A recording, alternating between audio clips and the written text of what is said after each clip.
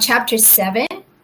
And chapter 7 talks about cash and receivables. So far, all of our chapters have covered kind of like general topics, right? The financial statements, etc.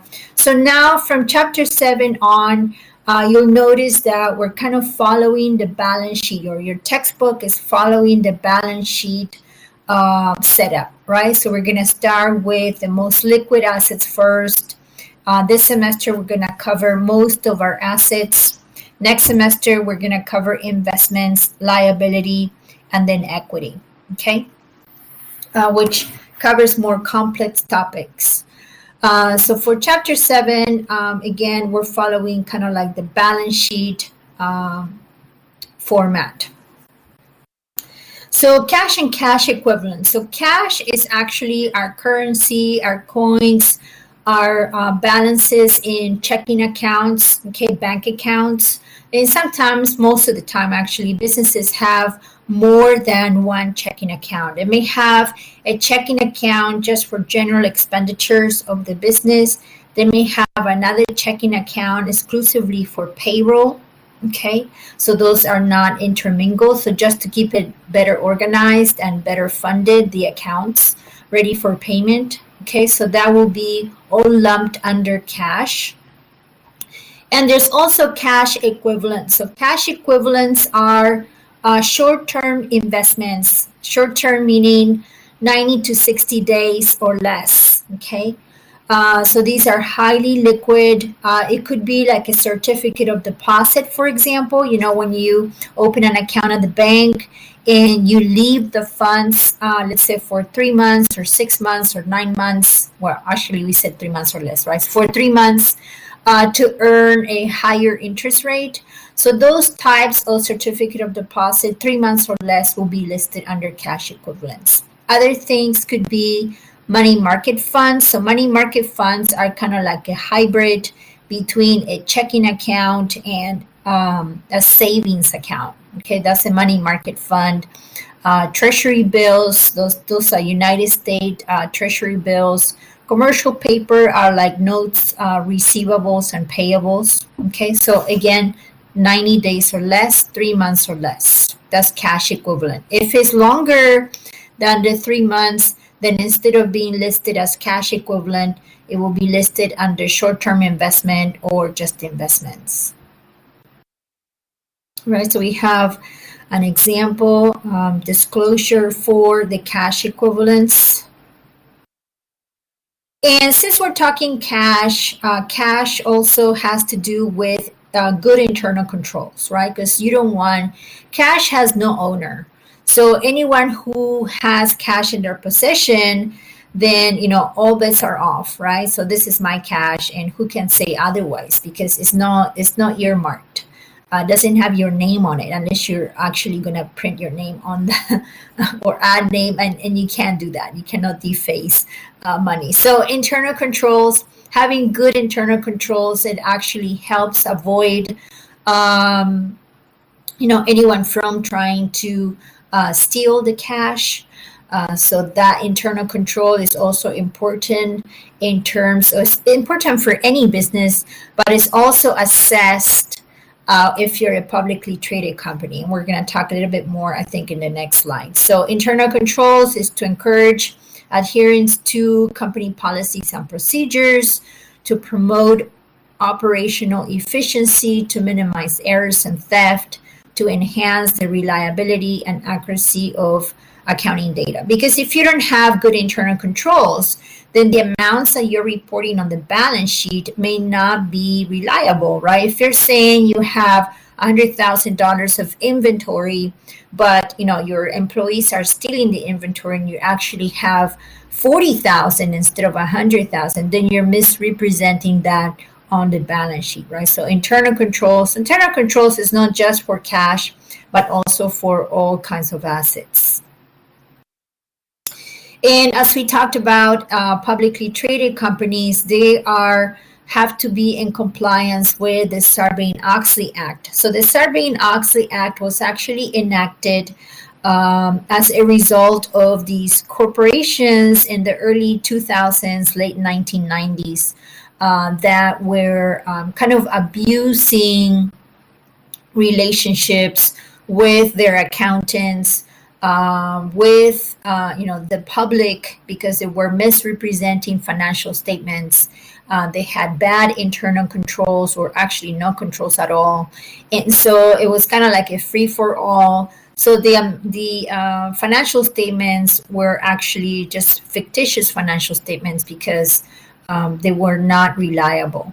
And so, as a result of that, Congress enacted the Sarbanes-Oxley Act to kind of bring investors, to be confident about the market. Because if investors are not confident about the market, then the economy kind of comes to a stall, because we need that capital. Corporations need that capital to function. So the Sarbanes-Oxley Act is basically focused on internal control. So in addition to, for auditors to attest to the faithfulness of the financial statements, they also have to attest on internal controls, the effectiveness of the internal controls. So you'll see when you go to the annual report that you have two reports, one for the financials and the other one for internal controls. And we have internal controls are these guidance or framework comes from the Committee of Sponsoring Organizations. And they focus on the effectiveness and efficiency of operations, reliability of financial reporting, and compliance with applicable laws and regulations. Okay, we also have a Public Accountability Board, or the PCAOB, which it also takes care of compliance with these rules and regulations. So basic internal control procedures is, if you have cash receipts should be handled by, maybe two people who are going to ascertain or count the cash. I don't know if you ever happen to be at Kmart and, the cashier shift is done and she picks up her box and takes it to her supervisor, and then both of them are going to probably run a tape of the transactions that this employee was in charge of, or that occurred while on her shift. Then they're going to count the cash and reconcile that, making sure that there's no missing cash. So you have two people who are going to be counting the cash. Now, none of these people, either the cashier or the supervisor, are going to make any accounting entries, okay, in their financial statement. It's actually that information is forwarded to their headquarters somewhere in the States, where they are going to, input that into their financial statement. So it's totally, you have that segregation of duties. One person A doing this, person B doing that, both attesting to that, signing off.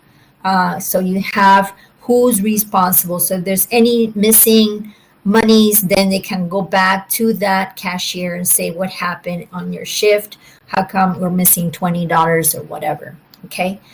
So we need to have that in terms of, and of course, if we have cash receipts, most businesses deposit those receipts on a daily basis, right at the bank, to make sure that it doesn't sit in their store, because it could be that they may be subject to theft. So they need to protect that. In terms of disbursements, we want to disperse using checks, right? So most of our disbursements of cash will be with check, or it can also be an electronic fund transfer.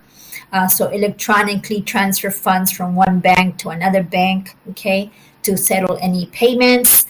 We can also use credit cards for that effect. Credit cards issue statements that we can reconcile and see where those expenses are going.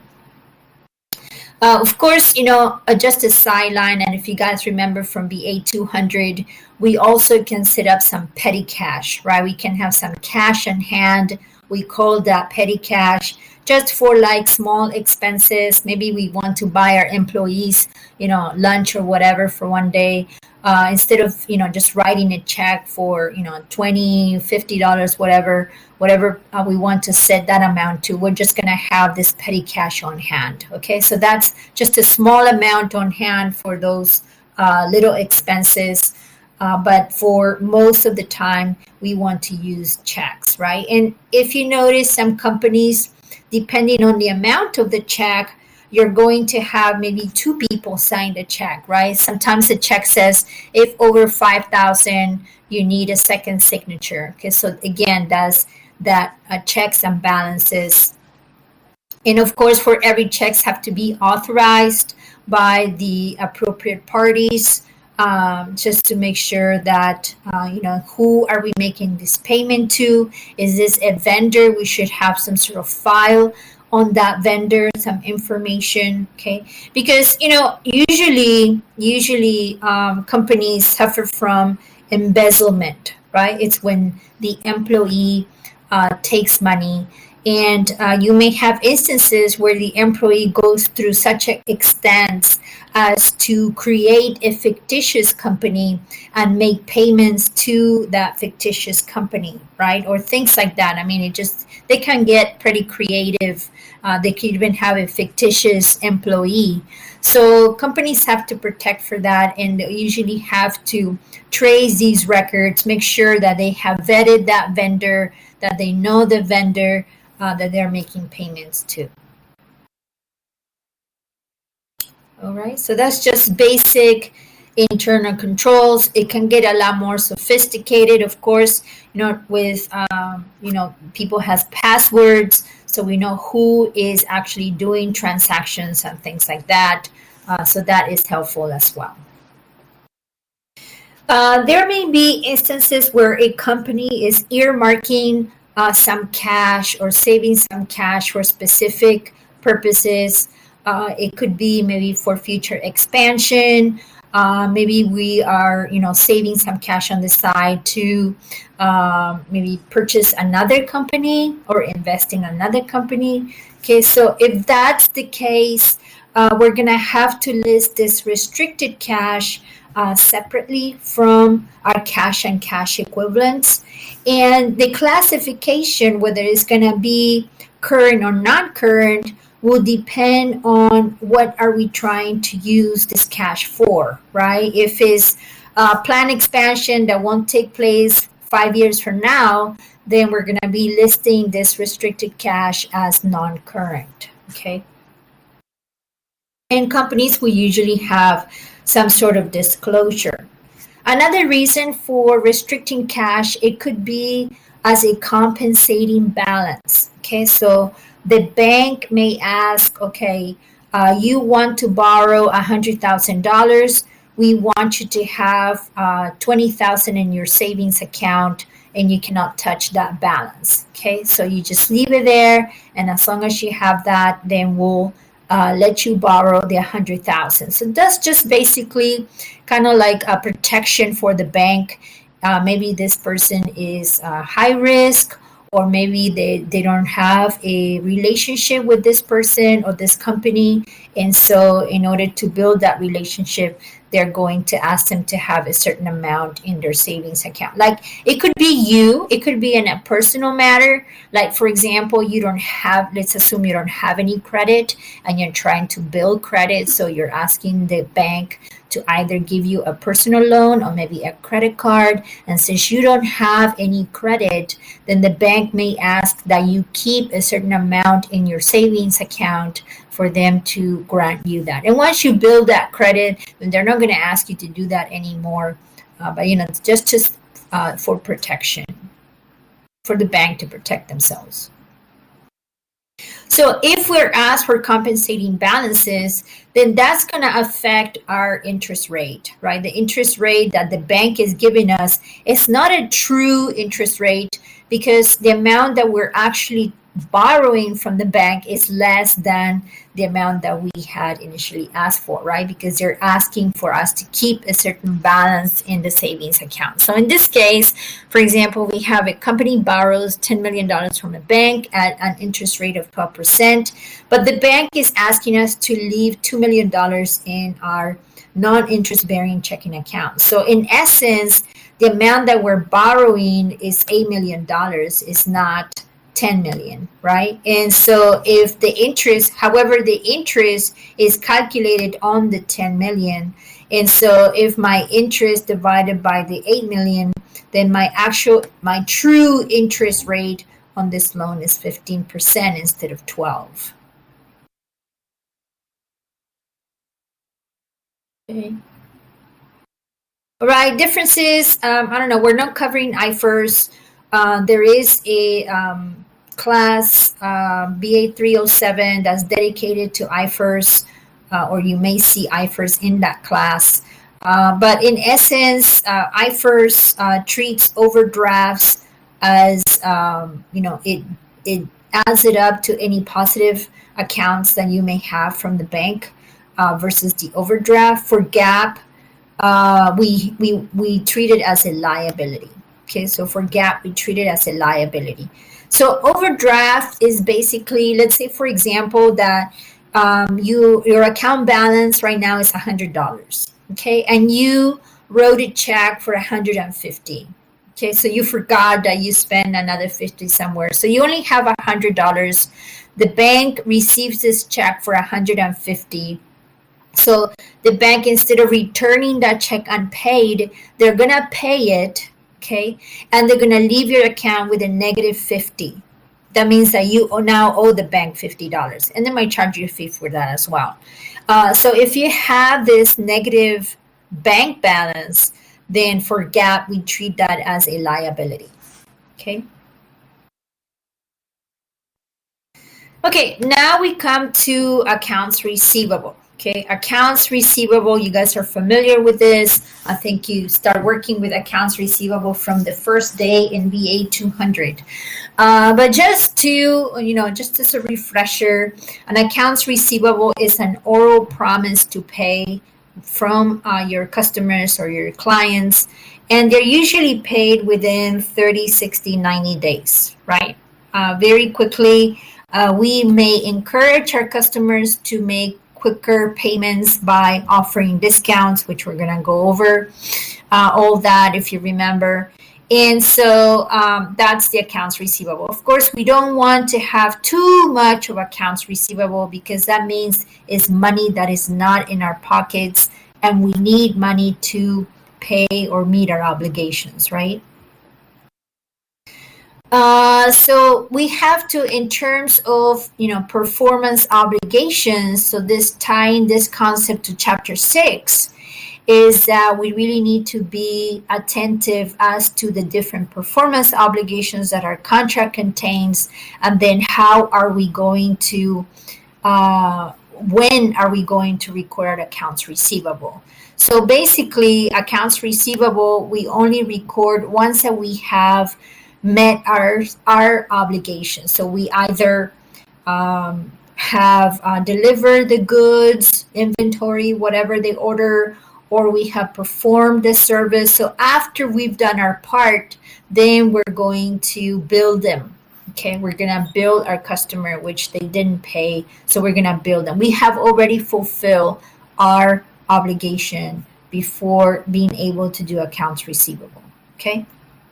And some, complexities could be time value of money, which is this ties to chapter 6. Variable consideration, which ties to chapter 6. Time value of money, chapter 5. Variable consideration, chapter 6. Don't worry, we're not going to do any variable consideration. I think you suffer enough already. There's more suffering, but not related to chapter 6. Okay, and so in terms of discounts, we talked about discounts. There are trade discounts. So from a seller side, we may offer trade discounts based on, this has to do with quantity. Okay, so for example, let's say I'm a wholesaler, and I sell boxes of, I don't know, King Car iced tea, okay? King Car iced tea, let's say there's um, 10, 10 King Car iced tea per box. So if you are a retailer, let's say I say, okay, if you buy 2 of these boxes, I will give you a 2% trade discount. Okay.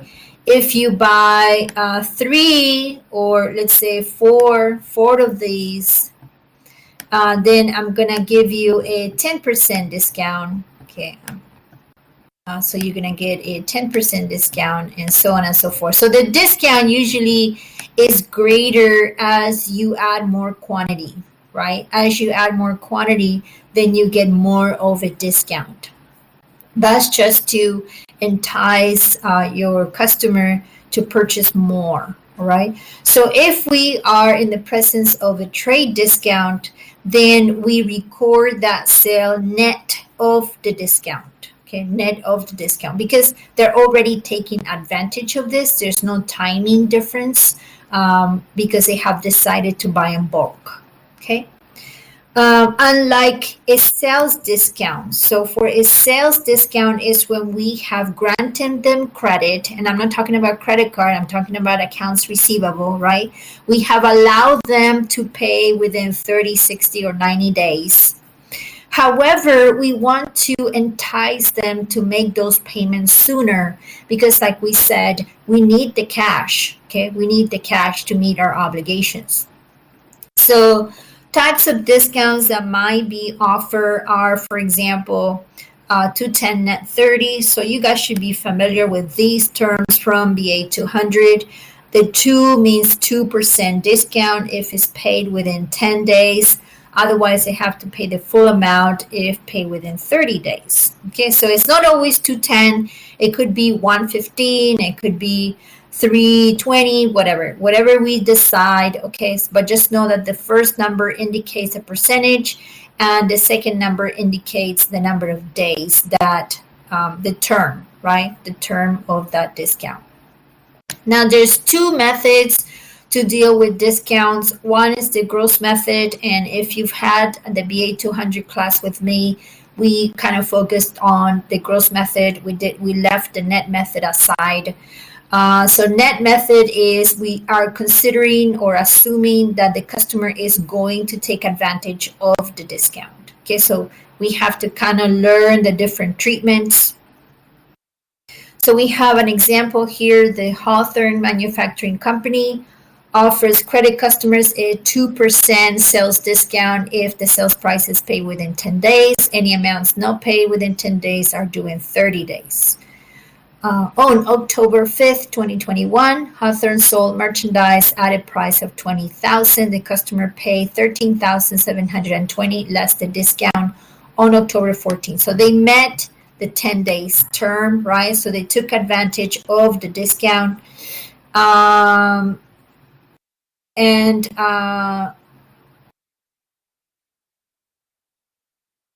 the remaining, how much did they sell? Oh, they sold 20,000. Okay, I'm sorry. They sold 20,000. They made a $14,000 payment on time within the 10 days, and then 6,000 of the 20 was paid after the 10 days, which means that they're not entitled to the discount, right? So if we're using the gross method on October 5th, we forget about the discount and we're just going to record the amount for the full 20,000, right? So debit accounts receivable for 20,000, credit sales revenue for 20,000. If we're using the net method instead, then we assume that the customer is going to take advantage of the discount. So the accounts receivable and credit to sales revenue is debited net of the discount. So you can compare the 2 methods side by side. And then we go to October 14th when they make the payment, taking advantage of the discount. So under the gross method, because we did not record it with the discount, then we're going to have this account called sales discounts. Okay, sales discounts. And if you recall, I don't know, because I get confused. This class would be a 200. But if you recall, in calculating net sales, right, we had our sales on the income statement minus our sales discounts minus sales returns and allowances, which we're going to cover also. And all this is equal to net sales on the income statement. Okay, so this is just our little formula. We just have that on the side. Okay. Gerald, yeah, I hope those were good memories and not sad memories. Okay, and so gross method with the discount, they made a payment of $14,000.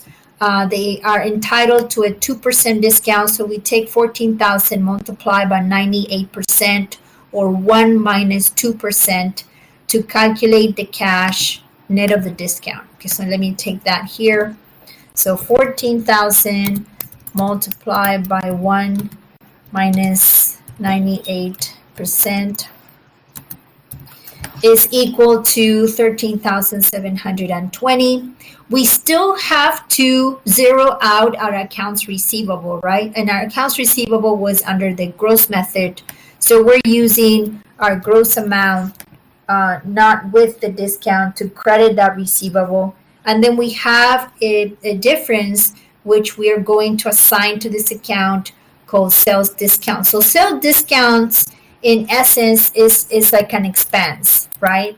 It reduces net income and is debited. So an increase to this account is a debit, a decrease is a credit. Under the net method, because they took advantage of the discount, then we're simply accepting cash for the 13,720 or 14,000 minus the discount, and then credit the receivable for the same amount. Okay, so that's the net method. So you can compare both methods. The last part of this problem is the 6,000 that was paid after the discount terms. So basically, no discount applies for the $6,000 in settlement of the 20,000, right? So under the gross method, we debit cash, we credit the receivable for the 6,000. There's no discount to worry about. That's it. That pretty much wipes out or zeroes out our accounts receivable. Under the net method, we have the receivable is net, right? The receivable was originally recorded net of discount, but the amount of cash that was received was without the discount. So we're going to have to credit this account called sales discounts forfeited. And this is treated like revenue. Okay. So a credit increases this account, right? So basically we're saying we made money from this because the customer failed to take advantage of the discount. All right. Okay.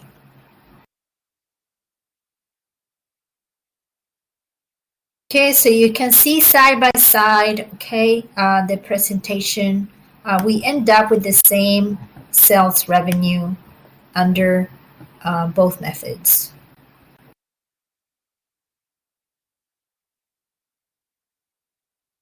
Okay. All right, moving on to sales returns. So sales returns is when we receive the merchandise, okay, back, and the customer is asking us for a refund. So this happens often, right? Sometimes you see something online and you go buy it, and then when you get it, it's like, oh, this is not the quality that I expected, or the size is wrong, or whatever. For whatever reason, you decide to return it, and then they'll give you cash back, or they might give you credit for another type of merchandise, etc. And we said this is not a performance obligation. Most businesses do this, right, for just to have a good relationship with their customers. Or there could be that there's a price reduction, which we're going to call that an allowance. Maybe the merchandise that you received is defective. Maybe there's a stain on it, or I don't know. And so you're asking them to reduce the price. So instead of buying it for paying 50,000, you'll buy for 35. So that's an allowance. Okay, so a discount on that merchandise. So the issue here that we have is for generally accepted accounting principles. If you recall, we talked about the revenue recognition and expense recognition principles, matching principles, and trying to match our expenses with our revenues. So instead of waiting for the customer to return and then record that in our financial statements, we're going to have to kind of estimate every time that we have a sale. We're going to have to estimate what percentage of that will be returned, what percentage of that the customer may ask for an allowance. Okay, and so that will be more adequate for general accepted accounting principles and have a better representation of the financial statements. Okay, so we have an example here. So during 2021, its first year of operations, the Hawthorne Manufacturing Company sold merchandise for $2 million cash. The merchandise cost Hawthorne $1.2 million, so 60% of the selling price is their cost of goods sold.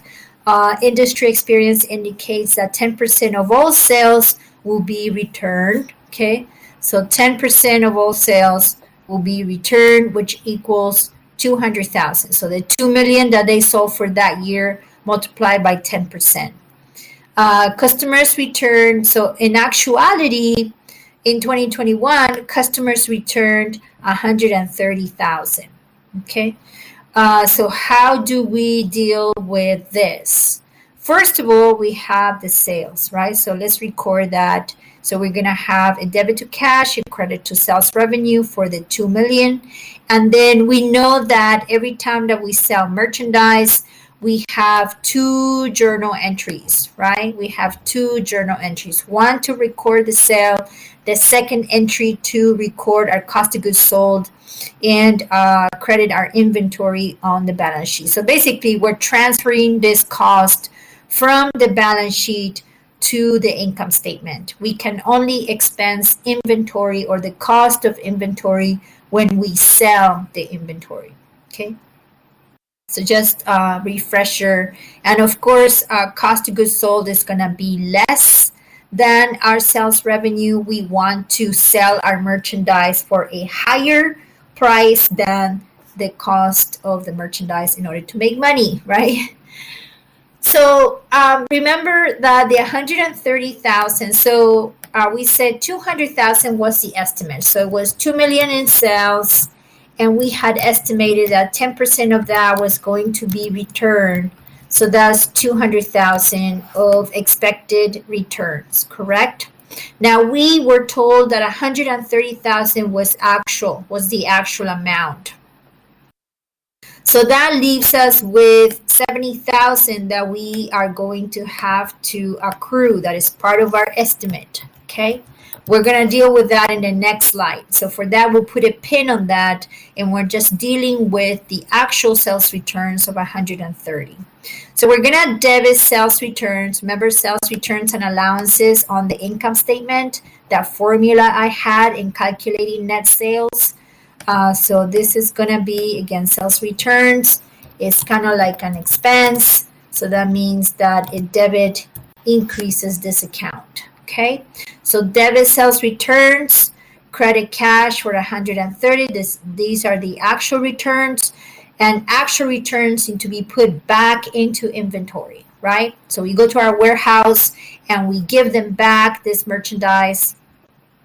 So we're going to debit the inventory for 78,000 and then credit cost of goods sold for 78. So we're reversing that previous entry, right, by the amount of merchandise that was returned.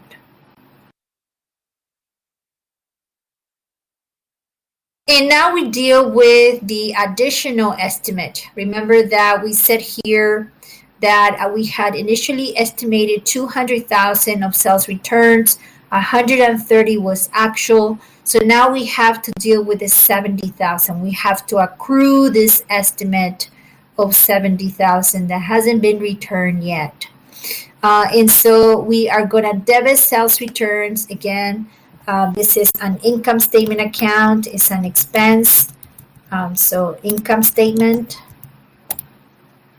okay, income statement account, sales returns of 70,000. So the 70,000 plus the 130 will add up to 200,000, and that was our estimate. And instead of crediting, well, we credited here cash, right? Because we're not giving them cash. That this is not an actual, this is an accrual. We're going to credit refund liability, okay? Refund liability, as the name says it, is a liability. So it's gonna go on our balance sheet, okay?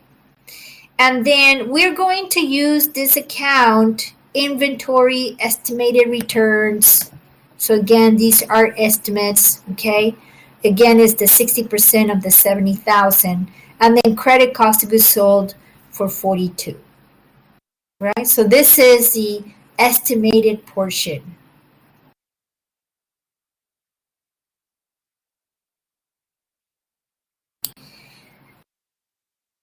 When the merchandise is finally returned the following year, okay, the following year, instead of debiting sales returns, we are crediting the refund liability that we credited here. We are zeroing out that account because now they're finally being returned. So this will zero out the liability account, and we're giving them the cash. And then instead of inventory estimated returns, we have actually merchandise that's being returned. So it's going back to our inventory.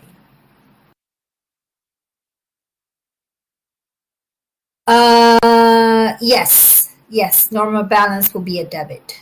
Yes. So here we're zeroing it out, the estimated return. So we're crediting. So that will zero out the inventory estimated returns account. And we're transferring that to our actual warehouse, our actual inventory. Okay.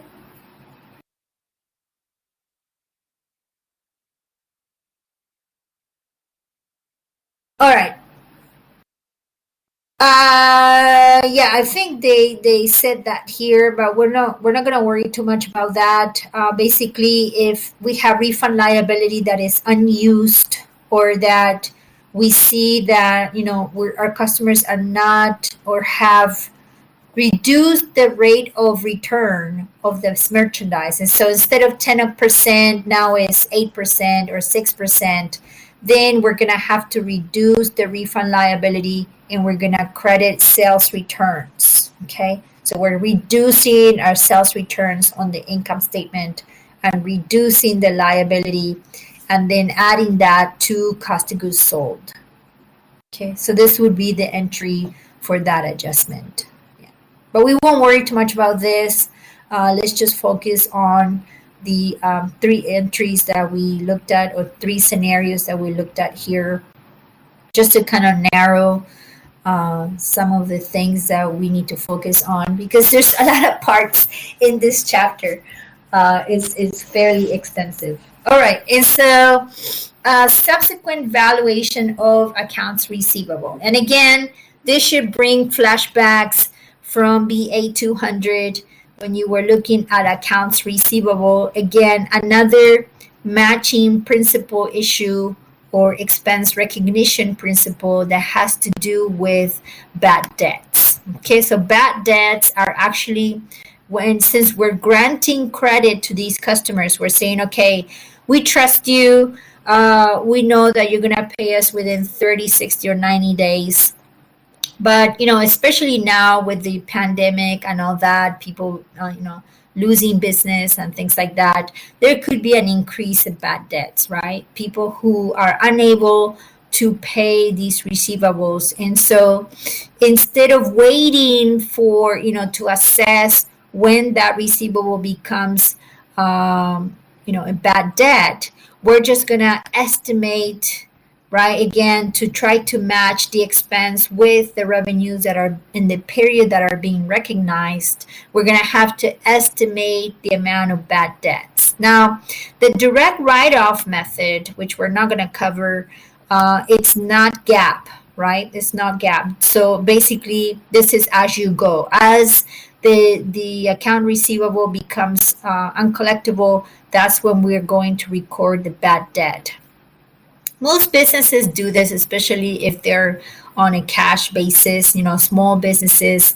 But those that are being audited or that are need lending, or they're seeking, to borrow money, they will use accrual basis, and therefore they'll have the allowance method.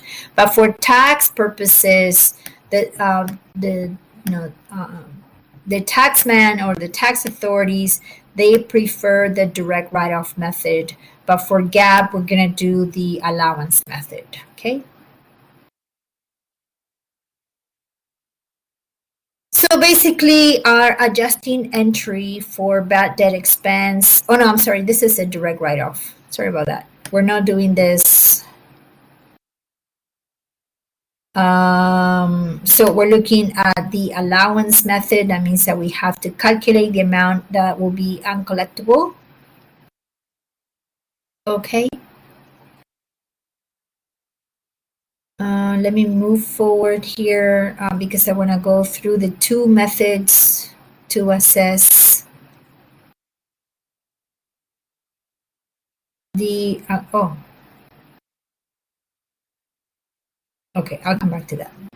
All right, so basically we have a balance sheet approach and we also have an income statement approach, right? With the balance sheet approach, we're looking at the balance of our accounts receivable, and then we are estimating a percentage of that receivable that will become uncollectible. Okay, that's the balance sheet approach. A new model has been implemented in 2020, which is assessing each individual account from our customers, and then assessing how much of that will be uncollectible, and then that's how we will calculate our bad debt. Now, in terms of analyzing customers' outstanding balances, we can use what is called an accounts receivable aging schedule. Okay, and if you're an auditor, if you become an auditor, you'll be looking at this very closely. Basically, you ask, the corporation that's being audited to provide an aging schedule for their receivables, and they'll come out with a schedule that's similar to this. All right, they'll have the name of each customer that they have granted credit to, and then they'll have their balance outstanding as of the end of the year that is being audited, and then how many days has those accounts being outstanding. And basically the concept is that most of the time, the longer that an account is outstanding, the higher the chance that it will become uncollectible. Okay, it will become an account that we will not be able to collect. They're not going to pay, right? So here, what we're doing is using these percentages or probabilities that we're going to apply to each of the outstanding balances, and using that theory that the longer that the account has been outstanding, the higher the probability that it will not be collected, okay, that it will become uncollectible. So if you see here, for accounts that have been outstanding over 120 days, our probability is 40% of that balance that it will become uncollectible, okay? So for more recent accounts, that probability is only 5%. okay? And so we take that percentage against the outstanding balances based on the amount of days, and we come up with the allowance for our collectible accounts. And this is the ending balance. If we're using the balance sheet approach, this is the ending balance of our allowance for doubtful accounts, okay? If we go to the balance sheet and we look at our allowance for doubtful accounts, and remember that the allowance for doubtful accounts is a contra asset account, meaning that it reduces accounts receivable, right? So you're going to have your accounts, minimize this. So you're going to have your accounts receivable,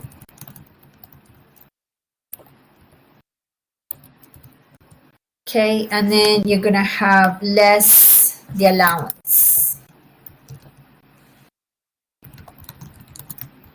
Okay, so it reduces, it's listed under assets, but it reduces accounts receivable to their net realizable value. Okay, so it's a contra asset account. So if we're using the balance sheet approach, the accounts receivable aging schedule, our analysis actually reflects the ending balance of the allowance for doubtful accounts. And why is that important? It's important because whatever adjustment we make, the debit to bad debt and the credit to the allowance, will depend on this amount, okay, if we're using the balance sheet approach. All right, so here we have an example. At the end of 2022, Hawthorne had a gross accounts receivable balance of $400,000, but believes it will only collect $360,000. So that means that $40,000 is deemed uncollectible. So that indicates the ending balance of our allowance for doubtful accounts. So if we have a credit beginning balance, okay, we're going to subtract that credit beginning balance of the allowance for doubtful accounts to come out to the amount of our adjustment. Okay, so we take 40,000 minus 11,200. That will equal the amount of our adjustment. If it was a debit balance, we would add, okay, we would add that amount, the beginning debit balance of the allowance, to come out with the amount that we need to adjust. Okay, so here is a debit balance, so we're adding 40,000 plus the 2,000. We come up with the amount of our adjustment. Okay. If we're using the income statement approach, then all we do is take a percentage of our year sales. Okay, and to be honest, I haven't seen any companies use the income statement approach. All companies that I have come in contact with use the balance sheet approach because I think it makes more sense. It's more cohesive because you're also trying to balance the allowance for doubtful accounts. In this respect, we're really not keeping track of the balance in the allowance. So it's more of, I don't know, just taking a percentage out of sales doesn't really make much sense. But anyhow, your text goes over the income statement approach, so we'll cover that too.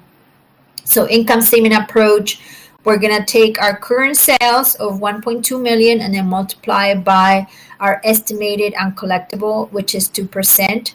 So that determines the amount of our adjustment. Okay, so we don't need to worry about, or we don't need to analyze the ending balance of the allowance for doubtful accounts. So that's the difference between the two approach, okay, the balance sheet approach versus the income statement approach. Okay, so before I get to notes receivable, I want to go back actually to what happens if we write off an account, or how do we write off an account if we're using the allowance method. Okay, so for example, on April 24, 2022, Hawthorne concludes that it will not collect $15,000 of accounts receivable from a customer because they apparently filed for bankruptcy. Okay, so I'm never going to collect that. Or they left Guam and I don't even know where they went.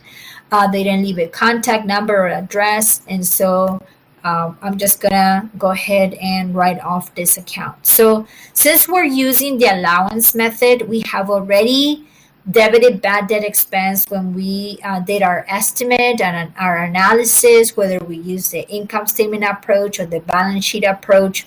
So when I actually have a write-off, I have to write off an account instead of debiting bad debt expense because that is redundant, right? We already done that.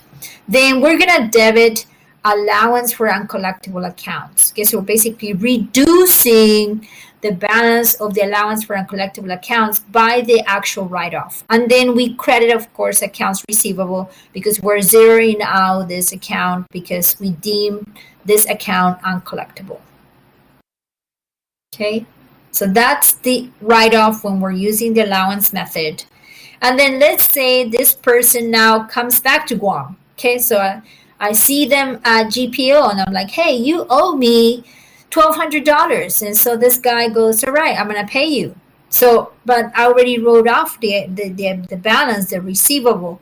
So basically, I have to put that receivable back. Okay, so I'm going to, as if it never took place. So I'm going to debit the accounts receivable and credit the allowance. And then when they pay it, I'm going to, oh, they didn't show it. When they pay it, I'm going to debit the allowance and credit cash. So basically, debit, I'm sorry. What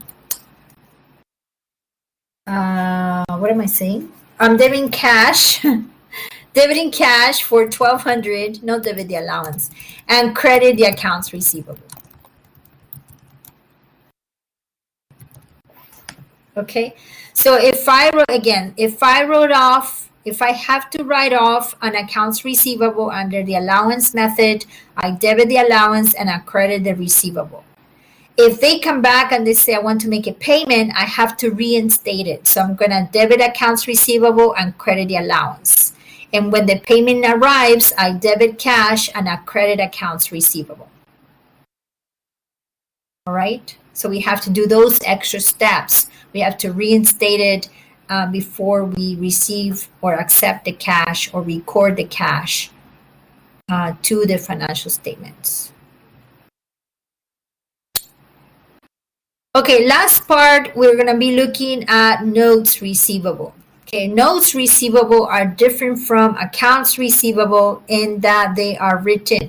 Okay, they are written contracts or arrangements which have a principal amount. They may or may not have an interest rate. Sometimes the interest rate is implicit. So we have notes receivable, interest bearing or non-interest bearing, which we're going to cover now. So notes receivable can be short-term or long-term. Okay, so short-term, 12 months or less, long-term, longer than a year. Okay, so those are the classifications. And like we said, it can be interest-bearing. So basically, the note states, you owe me $10,000. The interest rate is 8%. Okay, so that's interest-bearing. So this is not compounded. Okay, it's not, again, not compounded. And so we are taking the face amount, the principal amount, multiplied by the annual rate, and then multiplied by the term. If it's a 9-month note, then it's going to be 9 divided by 12. If it's a 3-month note, then it's going to be 3 divided by 12. Okay, that's what we mean by fraction. So we have an example here. Stridewell Wholesale Shoe Company manufactures athletic shoes that it sells to its retailers. On May 1st, 2021, the company sold shoes to Harman Sporting Goods. Stride will agree to accept a $700,000 note receivable for 6 months at a 12% rate. Interest is receivable at maturity. So they're not going to pay the interest monthly. They're going to pay it once that the note matures in 6 months. But we have to accrue interest if it falls at year end. This is a calendar year company, right? But everything takes place, the issuance of the note and payment of the note within the year, so we don't have to accrue anything. So when we first sign that note, we're gonna debit note receivable and credit sales revenue for $700,000. And then on November 1st, when they make payment, we calculate the interest. The $700,000 is the principal multiplied by 12%, which is the rate, and the term is 6 months, so 6 divided by 12. So our interest is $42,000. So debit cash for $742. So they're paying the principal plus the interest, okay, in settlement of this note. We're gonna credit the note receivable. We want to zero that out, and then we're gonna recognize our interest revenue of $42,000. Now, what happens when it straddles 2 years? Okay, so the note is issued on August 1st, 2021, but it's not paid until February 1st, 2022, and this is a calendar year company. So that means that on August 1st, 2021, first of all, we're gonna have the similar entry to this, right? Except that the day will be different, will be August 1st, 2021. We would debit note receivable for $700,000 and then credit sales revenue for $700,000. Okay, so that was the August 1st, 2021 entry. That didn't change. But now because it straddles 2 years, on December 31st, 2021, we're going to have to recognize the interest revenue from August 1st through December 31st. Okay, this is actually, is that still 6 months? Yeah, I think it's still 6 months. So we have 5 months in 2021, and then we have 1 month in 2022. So 700,000 multiplied by 12% multiplied by 5 divided by 12 is our interest. So instead of, so we're going to have to debit interest receivable and recognize the interest revenue for the 5 months. When it comes to February 1st, 2022, when they pay off their note receivable, our cash will be the same, the $742, the principal plus the interest. We have recognition of revenue for 1 month of the interest. We have to zero out our interest receivable. So whatever we debited the previous period for interest receivable, we're going to have to credit it in order to zero it out. And the same thing with the note receivable. Okay, so that's an interest-bearing note. We also have a non-interest bearing note. Yay! So in non-interest bearing note is where the interest rate is implicit.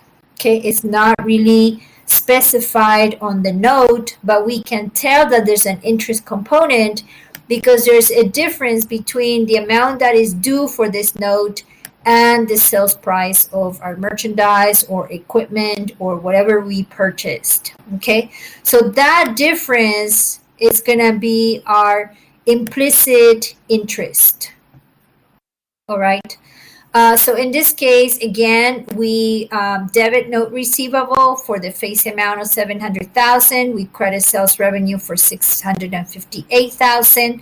In that difference of 42, we cannot recognize revenue on May 1st. That's when we first signed the note.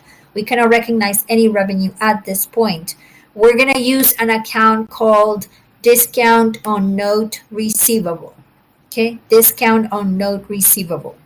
Just as a conduit for the interest that will be recognized once the note is paid.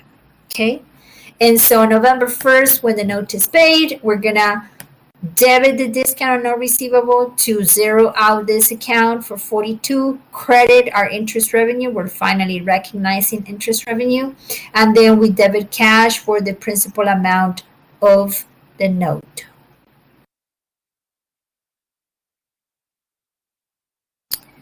So if we need to calculate the interest rate on this note, we can take the interest that we actually paid on the note divided by the amount of the sales price, right?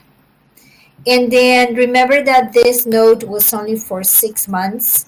Then we multiply that rate by 2 to annualize our interest rate. So basically the interest on this note was 12.766%. Okay, it wasn't given, but we are able to calculate that. Now, what happens if we're straddling 2 years? So the August 1st journal entry for this transaction will be the same as this entry. Okay, the August 1st is the same as this entry. A debit to note receivable, a credit to discount, and a credit to sales. All right, that was the same entry. Now on December 31st, there's 5 months, right, interest that we are going to recognize.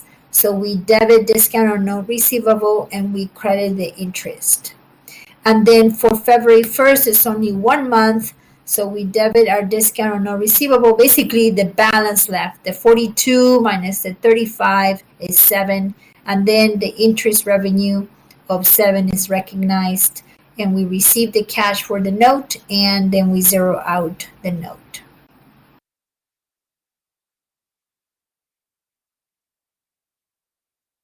Okay, we are going to, I don't think we're going to do any long-term notes receivable. This is more like an FYI. I don't think that we have any assignments, but if we do, it's okay. I mean, we can tackle those. Basically, this is a 2-year note. Okay, so it's a long-term note. And in that case, we're calculating our present value. This is a non-interest bearing note. So we come up with the present value of 1 for our sales amount, the 700,000. We go to the present value of 1 table where N equals 2 and I equals 12%. We come up with the present value of that sales, okay? And there's a difference between the face amount of the note and the present value of the sale, and that is going to be credited to discount on the note. And then we proceed as always. Actually, we don't proceed as always. We take our balance. We take our balance of the sales revenue and we multiply by 12% to come out to the interest revenue that will be recognized on December 31st. This is an annual note. So at the end of every year, this 2-year note, at the end of every year, we're going to have to, or year 1, we're going to have to accrue the interest. Okay, the interest is actually not paid until the note is comes due, right? And in order to calculate the following interest, we're going to have to take our original amount plus the interest that we accrued in the previous period, multiply by 12%. That comes out with our interest. I don't think we have any assignments in this. I just kind of wanted to mention this. Maybe something to look forward to next semester. Yay!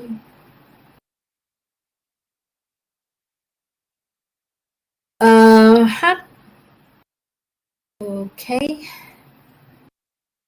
All right.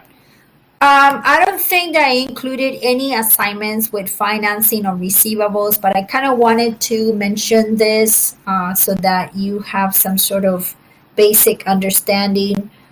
We or companies can sometimes use receivables to borrow money, so they use it as collateral, or they may sell their receivables. Okay, this is actually a very common practice. There could be, for example, you take your receivables and you can sell it to a collection agency, Okay, the collection agency will buy it from you and then try to collect on those receivables. And of course, they're going to keep any collections that they make.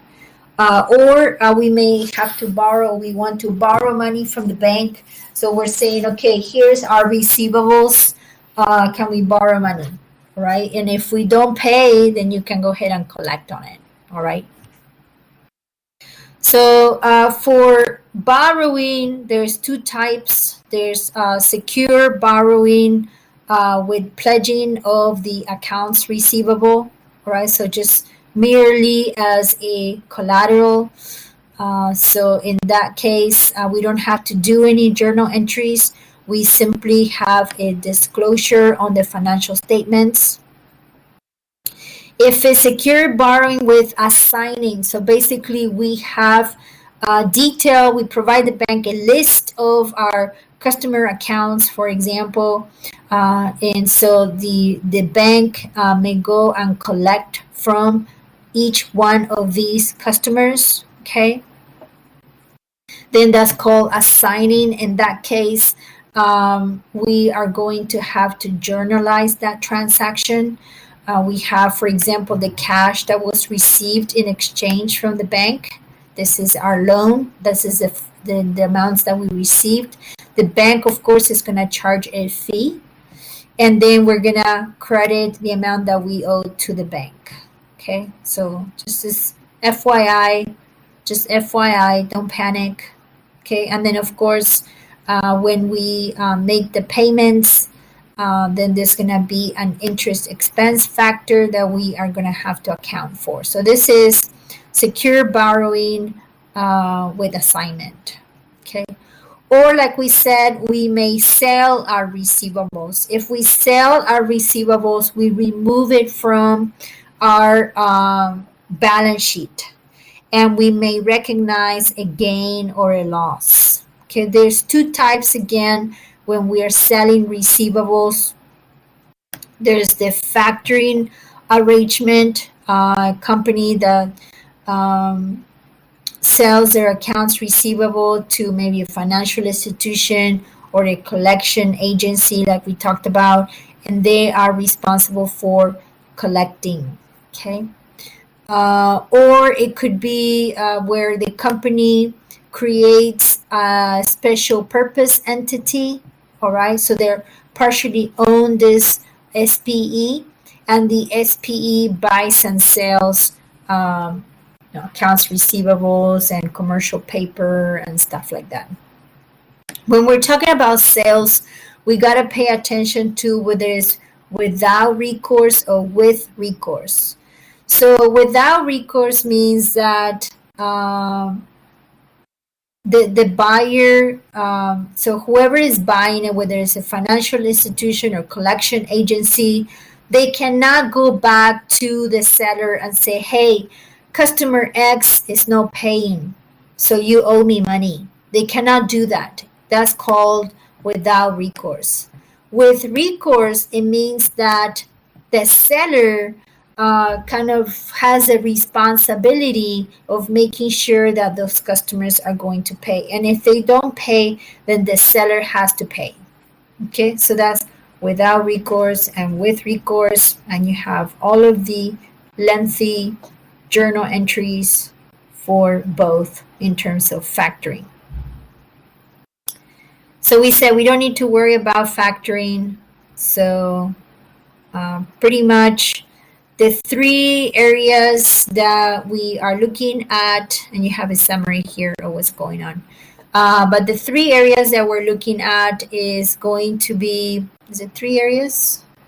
Don't worry about the ratios either. And then this is the appendix. Okay, just a refresher of our BA 200. The bank reconciliation and the petty cash. So what we're looking at is identification of cash and cash equivalents. So you need to know how to classify those, what are enclosed in that classification. You need to know your accounts receivables, your sales returns, sales discounts. Okay, you need to know how to handle that. You need to know how to accrue the bad debt expense under the income statement approach and the balance sheet approach. You need to know the short term and the short term note, if it's interest bearing or non-interest bearing. Okay, so that's pretty much all you need to know for this chapter. You don't have to know long-term note receivable. You don't have to know the sales or borrowing of accounts receivable. Okay, so that part we'll leave it out. Are there any questions before we leave?